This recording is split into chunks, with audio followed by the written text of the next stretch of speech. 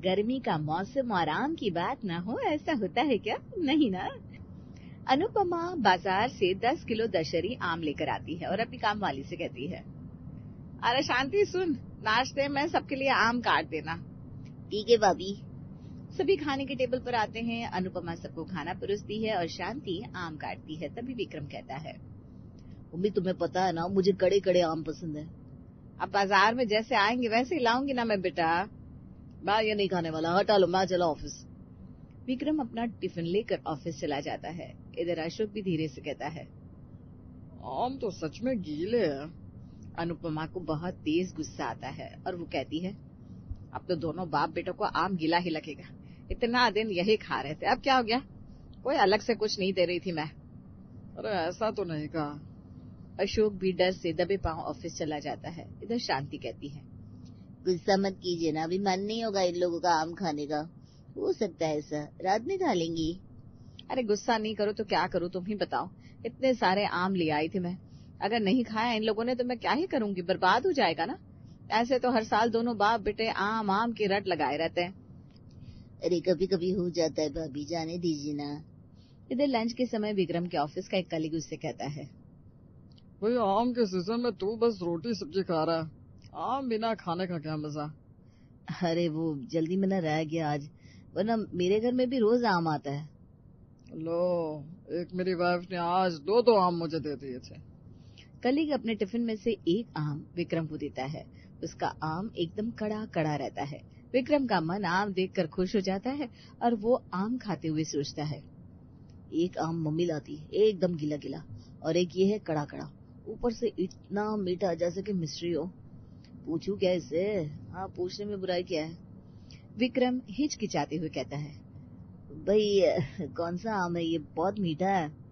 लंगड़ा आम है, मेरी बीवी के मायके से आया है।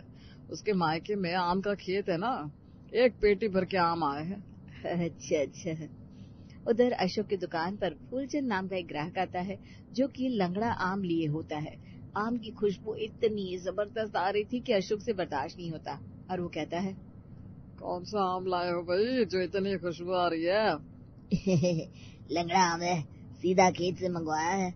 लंगड़ा आम की कोई बराबरी नहीं है, ऊपर से बनारस की खेत थी। वो तो है, बनारस वैसे भी बहुत अच्छा शहर है। एक बात पूछो अशोक जी, बुरा न मानो तो। अरे पूछिए ना। बेटे की शादी करनी है तो एक लड़की है बनारस की, मेरे भाई के घर के बगल में रहती है। वो यही सब काम करवाता है। खेत से सारे अनाज आ ही जाते हैं तो आदमी क्या ही करेगा। किसी की बेटी की शादी करवाने से बड़ा क्या ही धर्म है। हाँ वो तो है। आपको भी वहाँ के लंगड़े आम खाने का नसीब होगा। अशोक हंसने लगता है। तब तो लड़की देखनी ही पड़ेगी। अशोक और विक्रम रात को घर आते हैं और दोनों के दिमाग में लंगड़ा आम घूमते रहता है। तभी अशोक के फोन में श्वेता का फोटो और बायोडेटा आता है। इधर अनुपमा कहती है, दोनों बाप बेटे आते ही फोन में लग जाते हैं। ये नहीं कि फ्रेश हो जाओ ताकि मैं भी आप दोनों को खाना देकर फ्री हो सकूं। अरे मुझे भी नींद आ रही है, सुबह 5 बजे उठ जाती हूँ। मैं कोई 20 साल की लड़की नहीं हूँ। अरे बाबा, तुम्हारी प्रॉब्लम का सोल्यूशन निकाल रहा हूँ। तुम्हारे बेटे के लिए लड़की देख रहा हूँ ताकि तुम्हें काम ना करना पड़े। अच्छा, मुझे भी दिखाओ। अनुपमा को श्वेता एक ही बार में पसंद आ जाती है।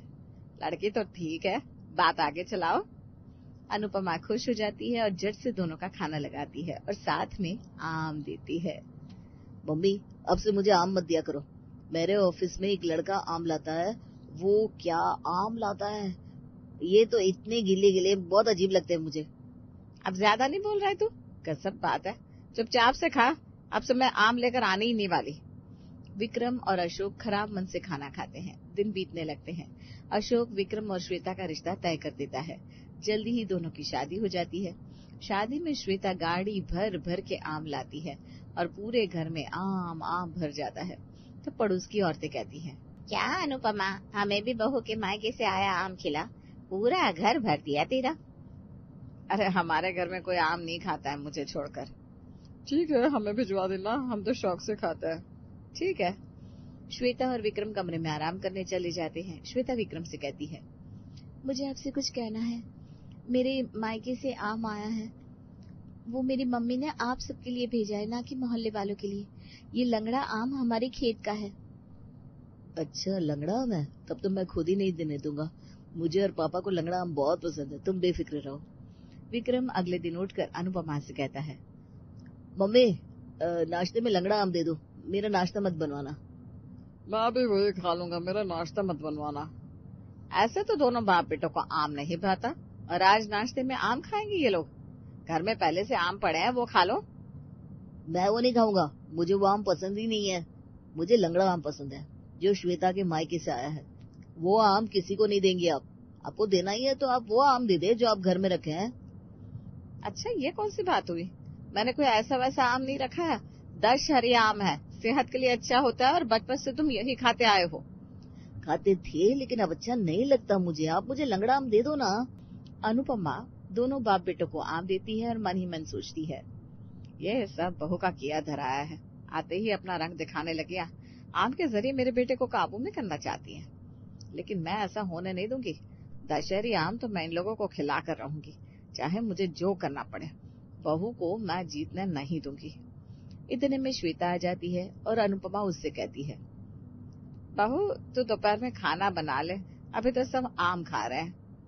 जी मम्मी जी, मैं तो आम रोटी खा लेती हूँ। आम की ऋतु में मेरे घर में कभी भी सब्जी नहीं बनती, हम सब आम रोटी ही खा लेते हैं, लेकिन आम लंगड़ा होना चाहिए बस। बहू लेकिन यहाँ सबको तो सब्जी चाहिए होती है। तुम दोपहर में चावल दाल और भिंडी की सब्जी बना लो। ठीक है मम्मी जी। विक्रम और अशोक अपने अपने काम पर चले जाते हैं। इधर अनुपमा मौका देखकर रसोई में जाती है और दशहरी आम का आमरस बनाकर रख देती है। आज रस पिलाकर दोनों बाप बेटों को लंगड़ा आम भुला दूंगी, बहू को पता भी नहीं चलेगा कुछ। फ्रिज में रख देती हूँ। अनुपमा आमरस बनाकर अपने कमरे में आराम करने चली जाती है।